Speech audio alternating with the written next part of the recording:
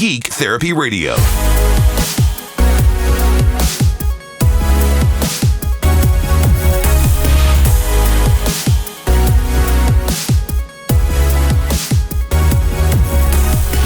Welcome to the Geek Therapy. My plane crashed. Welcome to Geek Therapy Radio podcast. I'm your mental curator, Johnny Hamburger. That kind of sucks because I was doing and we'll get to the topic in a second, but I was doing an experiment today of testing the range on a 747. So I'm in the old Microsoft Flight Simulator FX9 or whatever, Flight Simulator 2004. Anyway, so I set up a route from Seattle to Los Angeles to Miami, Miami to Bangor, Maine, and then Bangor back to Seattle. So do that big rectangle on the corners of the country. And I crashed it, but I think I can salvage it from there. Anyways. Is there a fast forward button on that game? Yes, okay. You can speed up the simulation, and I do that all the time, obviously because there's not enough time in the day to do that flight. I mean, technically there is, but yeah, I'm not going to. For instance, going from Seattle to California in a 747 is about 2 hours or so, 2.5 hours, give or take. But I hit the fast forward by 4 times, so I don't know what that is, less than 30 minutes or whatever. You just have to pay attention to when you're fast forwarding because you'll forget what you're doing and you'll go back and your plane's crashed or circling an airport for like an hour in real time. Doesn't matter. That's not what I wanted to talk about.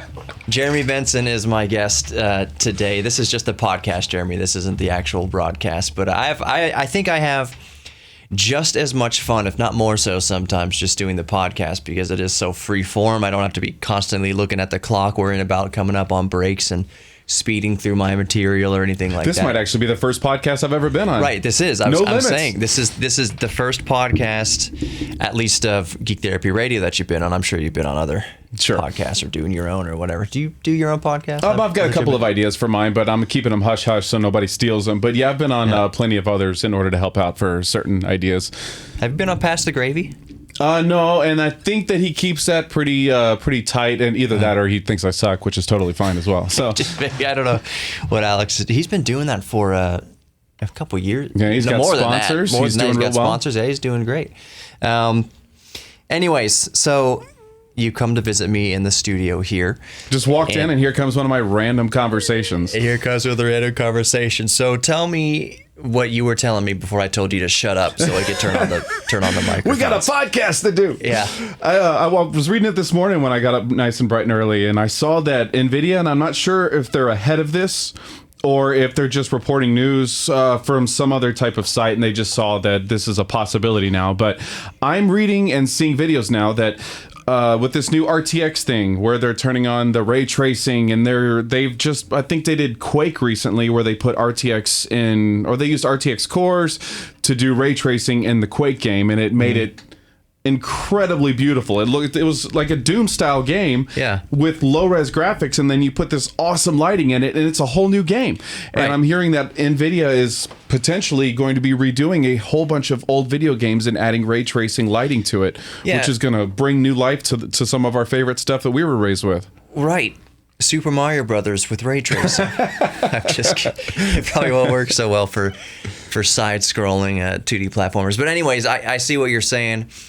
They brought ray tracing to Minecraft. Minecraft is one of those infinitely tinkerable games where the patches and the things and somebody made a working Game Boy emulator inside of Minecraft, which they built the Game Boy in the Minecraft world with the bricks and had cogs going and stuff like that to represent binary and do the processing actually, like with blocks. I don't know exactly how it was done, but it was done as something like 1 billion blocks or whatever to reproduce. It was absolutely mind-blowing. In low res too. It's pretty awesome that you can do all that. Low res.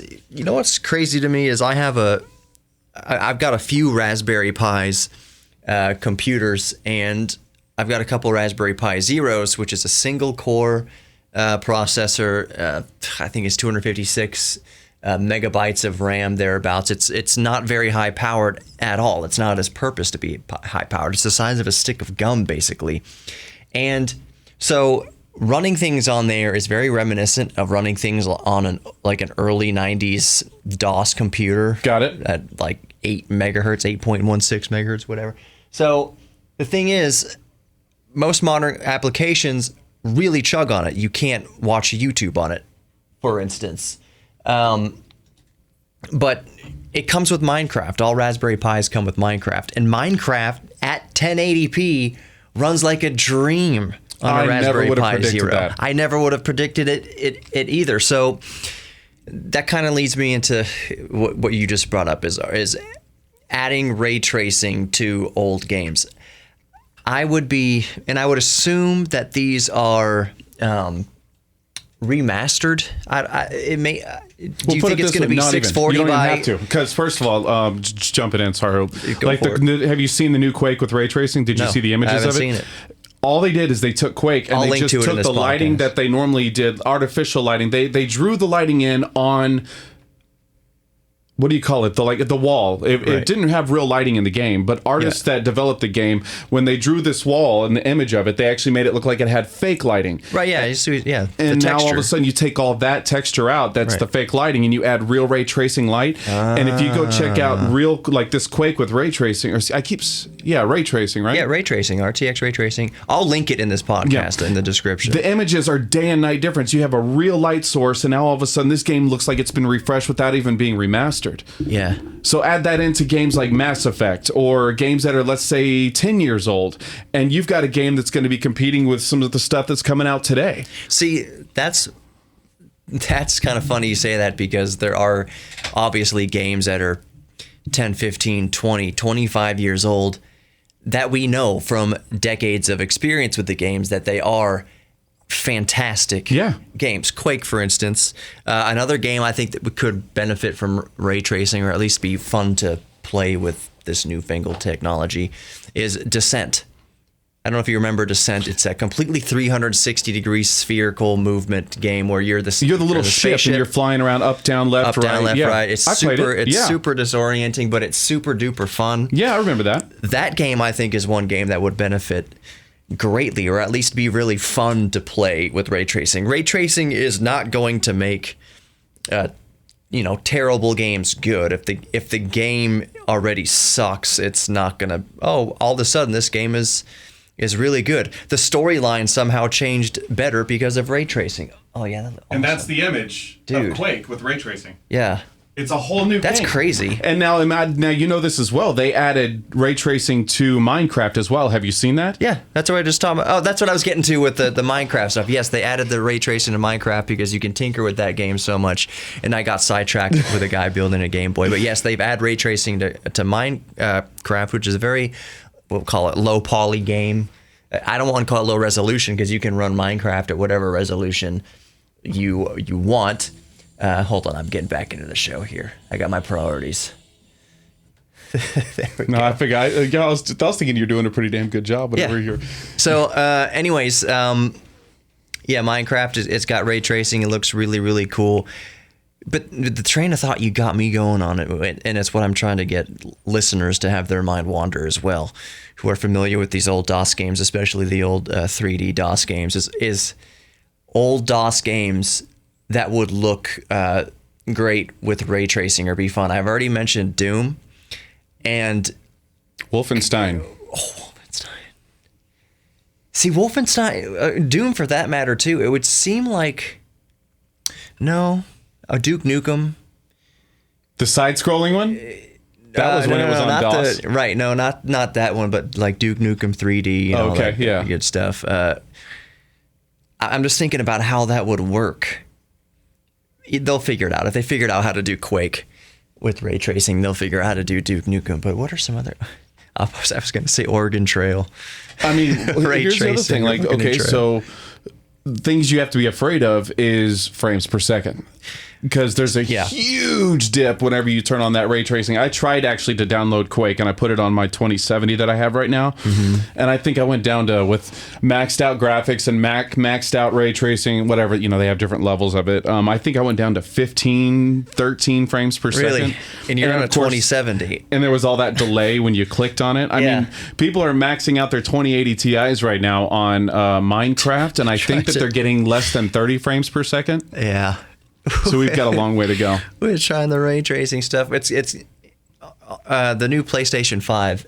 I did a podcast of it about that a few days ago, and one of the confirmations of it is that the PS5, which is running AMD, it's going to be an AMD Navi GPU, but it's going to have hardware level ray tracing, and that just got me thinking. I was like, what developers are going to take advantage of the ray tracing, because ray tracing does take that hit on games, and I know that more and more often on console games, it's something that you don't really is strange to see on a console game, but you can actually go into the settings and select like what kind of visual quality you want. What priority you want. What priority? Do you want priority on frames, or do you want priority on visual appearance? So I would only naturally assume that, let's say a new Witcher or something comes out for PlayStation 5, that if you don't want the ray tracing, that it will have a similar option where you can turn ray tracing on or off. Do you want 60 frames a second at 1080 or even 4K,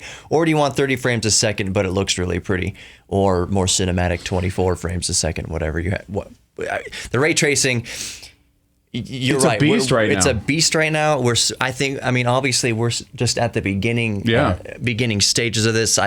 Naturally, as cards get more and more powerful, in my nerd brain, I'm also thinking that we are, with the nearing the end of the physical end of Moore's law, where ray tracing will get better because the processing will be more elegant, the coding will be more elegant, all that good stuff. The only way to one of the ways to make ray tracing more powerful, make the cards more powerful, is, yes, we'll get down to the 7 nanometer process, perhaps a little bit below, but we're going to have to start making the actual processors bigger, like Threadripper and all that stuff with AMD. The only way to make all these extra cores and extra horsepower is because we can't actually make the transistors much smaller than they are. So to add more power, we're going to have to make them even bigger. So does that mean that we are going to have consoles, like, is the PS6 going to be physically bigger, or at least have physically bigger chips inside of them? Well, you've seen the size of it, right? You've seen the size of the PS5 and the leaked rumors and what it's supposed to look like. So one of the things that is actually not confirmed as of recording this podcast today. Hold on, I got to do the news. Yeah, I figured. So anyways, one of the things I was saying is that we, as of recording right now, the actual look and size of the PlayStation 5 has not been confirmed. I have seen maybe perhaps what you've seen, which is that kind of V-shaped thing that looks pretty more extreme. Like a dev kit. Like it looks extreme. And as I said in a previous show, part of me doubts it's going to look that extreme. Not that I would be surprised in the slightest if that is its final form, but when I think of more extreme looking consoles, I'm thinking of the original Xbox, arguably the GameCube, and it seems like more and more these days, Xbox One, Xbox One S, all that good stuff, PS4, it's become pretty modular, conservative to kind of fit in people's kind of home theater like setups. An IKEA furniture. Yes, because the way that the evolution of these devices has been away from extreme gaming only type look and feel of the actual physical hardware, but this is a home theater device. This is how people are going to be watching their movies and watching their Blu-rays and streaming their Netflix and everything. So they're designing it sleek to fit into people's home theaters. So I don't think that the PS5 is going to look like that development kit kind of V-shaped thing. If it did come out like that, I wouldn't be surprised either. I just don't think that it's going to look like that. I think it's going to be a monolithic kind of rectangle. That's kind of a rumored image drawing, you think? Yeah, I think, and again, if that's the way it looks, the final product, what we buy on the shelves, I wouldn't be surprised, but at the same time, I just doubt it. I think it's going to look more. It may have louvers and things like the PS4 kind of. It's going to. I think it's gonna be a similar rectangular type of thing, maybe some very definitive kind of little features here and there, but I don't think it's gonna be with all the I'm okay divots with that. and bevels. And Totally I don't fine really with that. care either way. I don't. If it looks like the Okama Game Sphere, that'd be fine with me too. I don't really care. But yeah, so you were saying about the in the break here when I paused the podcast, you were looking Nvidia's. Well, I'll let you say it. Yeah, and first things first, I just want to say the only way that I think that they're going to be able to get Back to ray tracing. back up to ray tracing and to the frames that we're hoping for, especially with some of these high-powered computer monitors, that we want to get as many frames per second as we can, is we've got to add more and more and more. I'm guessing, I'm not an Nvidia person, ray tracing cores to these graphics cards in order to keep up with even these simple games like Quake and older games that they're wanting to do. They're wanting to make these retro games and giving them ray tracing. It's going to put all new life to them, but can the graphics cards keep up now? Absolutely not. Even now, with the 2080 Ti, they can't do it. See, my original thought at the beginning, and I've changed it as we've been discussing, but I thought, well, how even adding ray tracing to an old game like Doom, which if you were to run Doom with absolutely no throttle on it at all, you could probably run Doom today on a 10 core 9900K or whatever RTX 2080 Ti at probably 10,000 frames a second. Oh yeah, it's not hard. Thousands of frames per second, something like that. have it. So Yeah. so it's like, okay, adding ray tracing to Doom, okay, now you're running it at 5,000 frames per second, but that's not really what they're doing. Like you show me the Quake photo, and I'll link. Like I said, I'll link to the Quake stuff and the RTX stuff at the bottom, at the description of the podcast here. They're not just redoing the textures of like the walls and say, so they have the fake, like torches flickering on the Exactly. wall. That's just bitmap stuff. That's fake, artists literally drawing every pixel The lighting to source simulate on the light. wall instead of it actually being real lighting. So in Quake, they're actually adding A real light light source. sources, And like they're coding it into the game. So it's a little bit more than just like, let's just slap a code of RTX on here and be done with it. There's a little bit more to do there. So yeah, running the original version of Quake on modern hardware would get you hundreds, if not thousands of frames per second. But as they have to go through and basically effectively recode this to use ray tracing, it's exactly what you're saying now that I think about it. It's going to still require some beefcake hardware to run it at 60 frames a second, At the minimum. We're right. talking at the games that should be running thousands of frames per second, Right. but now you add ray tracing to it, we've got problems. Right. It's such a demanding feature that people are wanting. Problems depending on how you look at it. If it's got ray tracing, and for me, since I'm a pleb, if it runs at 60 frames a second, I'm perfectly fine like that. I could not feasibly play Quake at 30 frames a second with ray tracing. That would feel wrong to me. Then again, back in the day when we were trying to run Quake With way less frames than that. with way less, man, if we were getting past 15 frames, as long as the motion seemed like if we can tell what we were doing, man, I played the other day, I put Doom, I have DOSBox on my Raspberry Pi 4, which is, I freaking love DOSBox. DOSBox is how it's basically a DOS emulator. Anyways, I have DOSBox on the Raspberry Pi 4, and it runs Doom 2 decently. It's kind of choppy in places. And at first when that happened, I was thinking, oh, that sucks. It's kind of choppy on the Pi 4. But then I remembered, this is probably 10 times better than running it. You first had the game. Right, than running it on my old 386 like Packard Bell. Like if I were to be a kid again, 10 years old, and you said, okay, play Doom on here and now play it on this newfangled contraption. First of all, I wouldn't believe how small the computer was, but just regardless, just not even seeing the computer running it, playing Doom how I was used to at 10 years old, and then playing that version of Doom on the Pi 4 at 10 years old, I'd been like, is this a supercomputer? What's behind the curtain here? How is it running so smooth? And it's not even at 30 frames a second. I was even happy, and this is really sad to say, whenever I was in high school and I got my first TI-85 or something like Calculator, that, and you put those little games on the calculators, I was the happiest little camper in the world. I'm pretty sure I wasn't getting 60 frames per second on my calculator. You may have. I mean, the Game Boy and NES, old NES games, Atari games, those are 60 frames a second because TVs could run at 60 frames a second. It has to do with AC and voltage here in the United States. It'd be 50 frames a second in PAL or PAL regions like the UK, 50, for right? instance. It's 50, right? So basically, it's refreshing the frame on your TV as fast as your TV can refresh frames.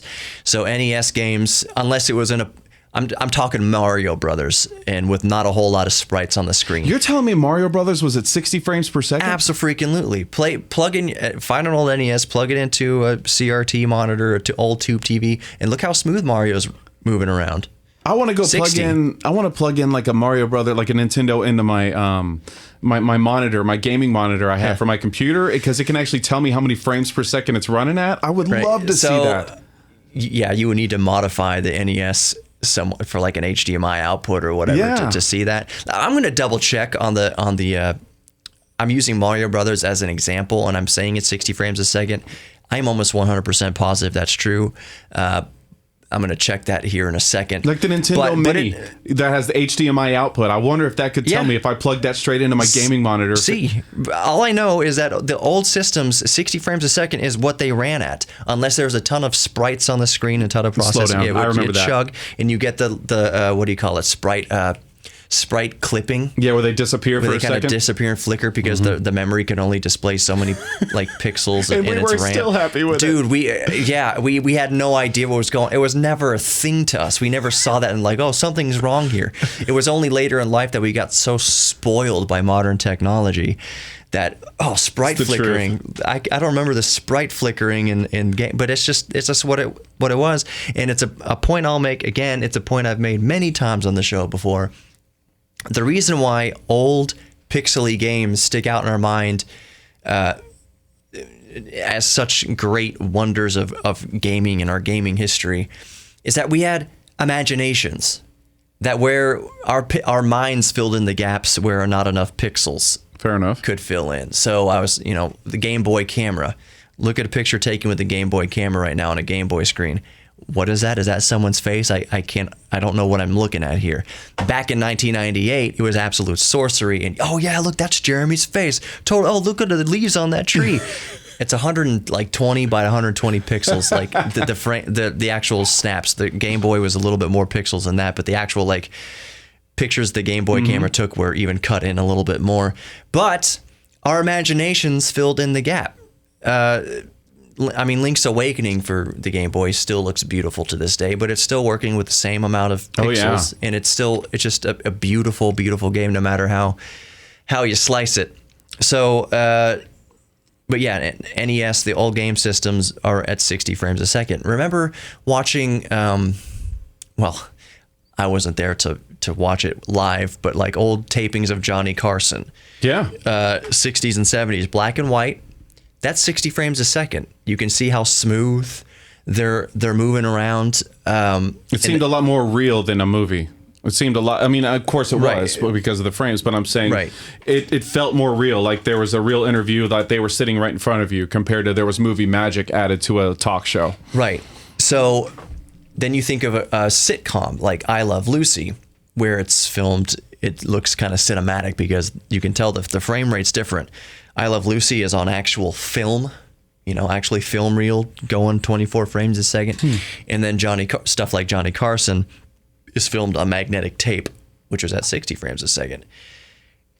Why did I get onto this? The end of that story was just that it winds up that 24 frames a second for film was a happy medium between the cost of film and a frame rate that was just fast enough for the human eye not to interpret jitteriness, so they settled on 24 frames a second.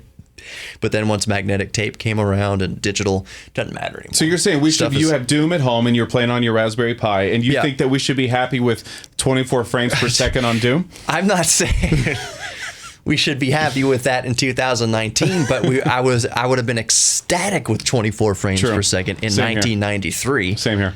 Or 94. When did Doom 2 come out? 94. Okay, well, Doom came out before that. Early 90s. If I could, and again, I wasn't thinking about frame rates back then. I had no idea about frame rates or sprite clipping on NES. So that's Oh, this trip down memory lane. Well, my friend ended up, he was a Wing Commander person. He ended up, his name's Michael, and he one time let me borrow the new Wing Commander, and because his computer at the time couldn't run it. And it wasn't 1, 2, or 3. It was when they decided to add, the guy from Star Wars, he ended up voicing and being a part in that one Wing Commander. And, you know, at the time, the graphics looked great of what we thought, and he brought it over to my mom's new computer, and that was the first time I'd ever seen the difference on what a new computer and an actual graphics card can do to a game and how much smoother it was. And I remember everything before that was jittery. And since then once you experience it, there's no going back, is what I say. Okay, so hold on a second. Maybe I'll add that little part out. Anyways, so I just looked up NES, definitely spits out over 60 frames a second. But it's all, it can't go faster than the TV can reproduce, although some CRTs could do 75 hertz. I didn't know that. No problem. So back to what you were saying, that reminds me of my first introduction to PC gaming. I could remember it. And for me, well, PC gaming with a PC that required extra horsepower, because I had been playing Doom on old computers and DOS games and stuff like that, but I would say modern PC gaming. It was 2006 or 2007. I was at a party, and I was telling just this random it was a random house party I went to. I waited tables, and the table was like, "We're having a party, you want to come?" I was like, "Sure." This was up in the Woodlands.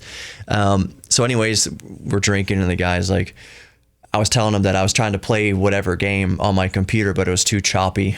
I might need a better computer or something like that.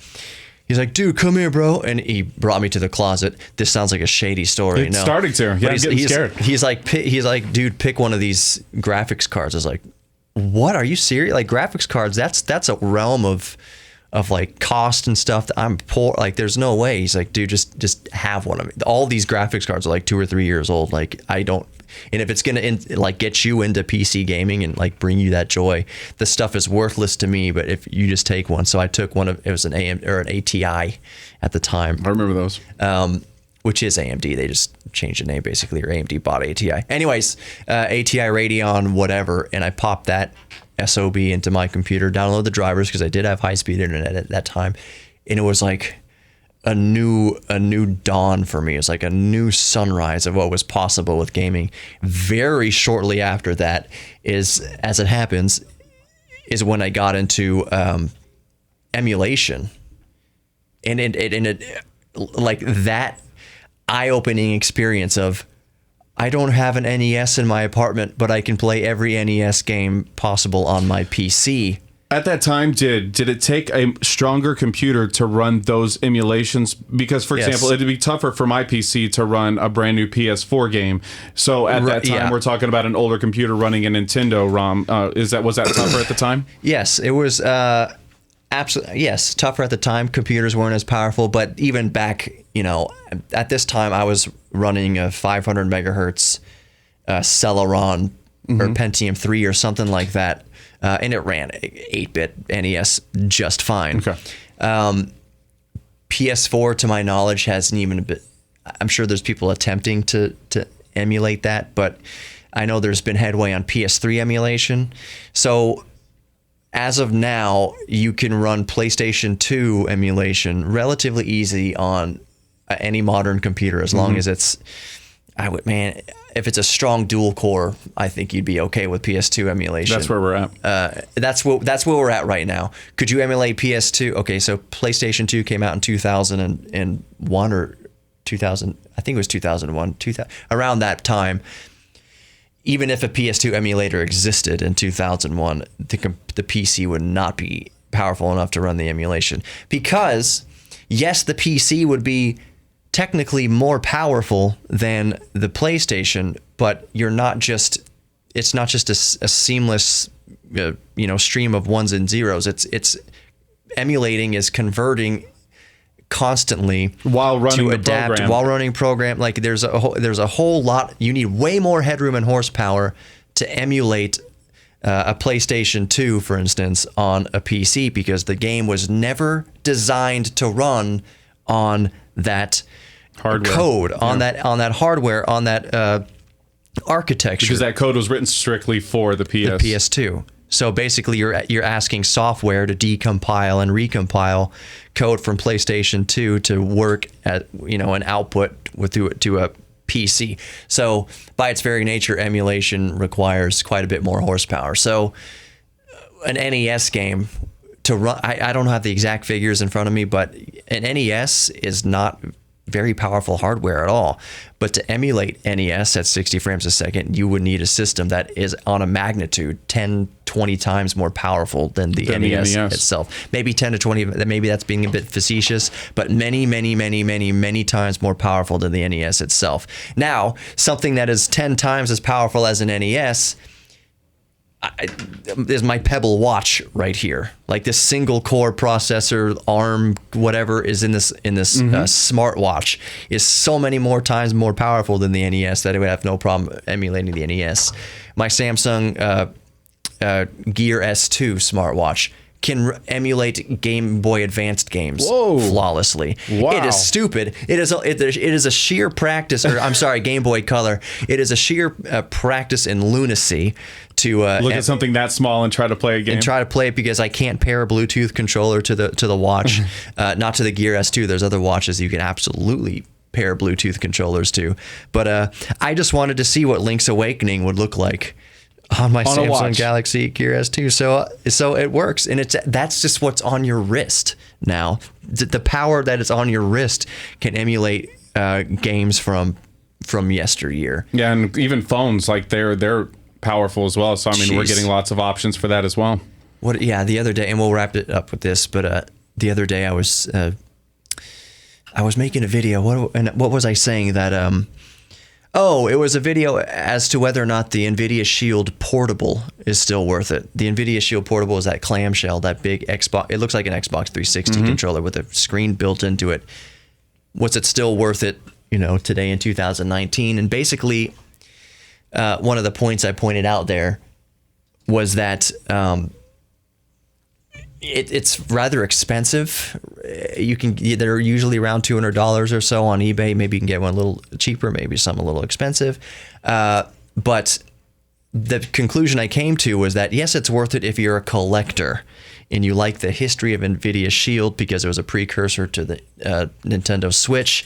But if you're not a collector, then it's not worth it because I guarantee you the phone in your pocket, since the Shield was from 2013, I guarantee you the phone 2019, 2018 phone in your pocket is way more powerful than the Shield. Wow. So if you're just trying to have good emulation on the go, you've already got the device in your pocket. All you need to do is pair a Bluetooth controller to it and you're good to go. So that's it is crazy that the phone in your pocket is so powerful that it can emulate PSP games. I'm just waiting, and like this better is than the PSP PSP can. I think this is going to be the best part about it. When they're speaking of reviving old games and throwing that new lighting, the RTX, and using RTX and whatnot into these older games, there's got to be a feature even in the emulators in the near future where you can add possibly ray tracing into these old Nintendo games, these old Sega games, and somehow just turn on an option. And I bet that would just throw life into a whole new. And you can even have your kids play these games in the future with ray tracing. But we're gonna have to wait for the graphics cards to be able to keep up. Dude, yes. Oh man, you already okay. $1 million idea. So one of my favorite emulators. Okay, I'll do it. I'll say this.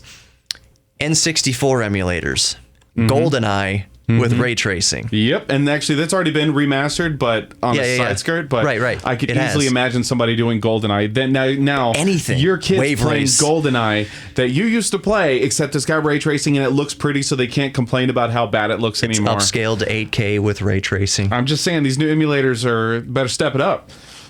I always have to be careful about how much I mention emulation because there's the legal gray area there.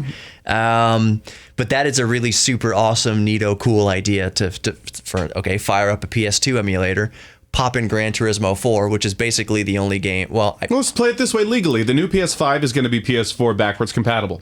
Yes. Let's say the PS6 that they come out with in 8 years after that or 5 years after that is backwards compatible to PS4, PS3. Now, what if there's an option in ray tracing in the PS6 that you just turn a switch on and you play one of your old PS3 games, and now you've got ray tracing built into it? So We keep on going on these things you put in my head. I'm sorry, too many ideas. No. It's fine. That's the beauty of the podcast is I can go long. I mean, I'm at 34 minutes at least right here. So that's fine. So PlayStation 5 is not going to be backwards compatible with PlayStation 3. It is going to be backwards compatible with 4 because there's similar architecture. PS3 is a different architecture, blah, blah, blah. But that doesn't change the fact that once the PlayStation 5 or 6 or whatever gets so powerful that it can emulate PlayStation 3 and emulate PlayStation 2 and PlayStation 1, when it gets to the point where they're going to say, yes, it's backwards compatible, but it's because underneath it all, we're running emulation of our own product. When it gets that powerful, why wouldn't they have that switch you're talking about? So yes, you want to pop in God of War 3 into your PlayStation 6 and you want to run that biatch with ray tracing. Bloop. God of War 3 ray tracing would be See, that's what I'm predicting. Sickness. That's what I'm predicting because this is what's adding new life to old games. It's going to make the newer games look even more realistic. And how about when games they've been celebrating that finally PS5 is going to be backwards compatible to PS4. Yeah. When they do PS6, why wouldn't they just keep their stock of older games and just have some kind of an on switch or like a little button or a little selection you do in the menu to add it, and now you've breathed life into an older thing. I love this idea that they're doing this. And Nvidia's opened up a new studio, and they're putting Doom, I think, 2 and 3 on the list. What's the most famous game that everybody loves? Half-Life. StarCraft? Half-Life 2 they're going to be doing with it. Oh, yeah. They're already on the move. So, I mean, Nvidia's going to has opened up a studio just for this specifically. They're saying those old shareware games, they're thinking about doing that. So, I mean, that's going to be great to finally play these games again and then for them to look beautiful. Do you remember the Wolfenstein was hacked many times by different like third-party manufacturers, and one of them was even churches. I was talking about the Noah's Ark hack of Wolfenstein, where he's going around with a slingshot and like hitting lambs and goats. Now you can hit lambs with ray tracing. So that was always funny to me, exactly, because the original game you're taking out Nazis, and now you're Moses and taking out goats and stuff. Kind of PG'd that one, huh? It's like, who's going to play this game and not know what the original and not be picturing a Nazi, basically. Well, I've been playing Wolfenstein on my Oculus Rift because they now have it in VR, where you have your hands where you can actually control guns now instead of just moving around. That's crazy. I think we'll wrap it up there. We're almost 40 minutes in. Jeremy, sorry for taking too much of your time. That's perfect. This is an easy podcast right out of the way. It's fun. If anyone listening has any comments on it, I am sure we probably got way off base a couple times in there. I mean, we were just going off the cuff. But if we did, if you know something that we don't, email me, geektherapy@iheartmedia.com. geektherapy@iheartmedia.com. I'll forward it to Jeremy and say, look, you were wrong, bro. No, I'm just kidding. What do you email us if you think it's right? Are you excited about the idea of adding ray tracing to old classic games? Yeah, check out the pictures of what they've already done with these old games, and then it might change your mind if you haven't seen them yet. Yeah, I am stoked at playing Doom with ray tracing. That'd be sick. All right, that's going to wrap it up for Geek Therapy Radio Podcast today. Remember that you are all worthy of love, giving love and receiving love. Try to chip away each day at whatever wall is in between you and, self-worth and self-respect. I know it's hard. It's easier said than done, but if we just chip away at it, how do you eat an elephant? One bite at a time. As long as you just keep taking the bites, you'll consume that elephant. That's a really weird analogy. Be good to yourselves and others. Remember that we're all geeks about something, so embrace your inner geek, and I'll talk to you tomorrow.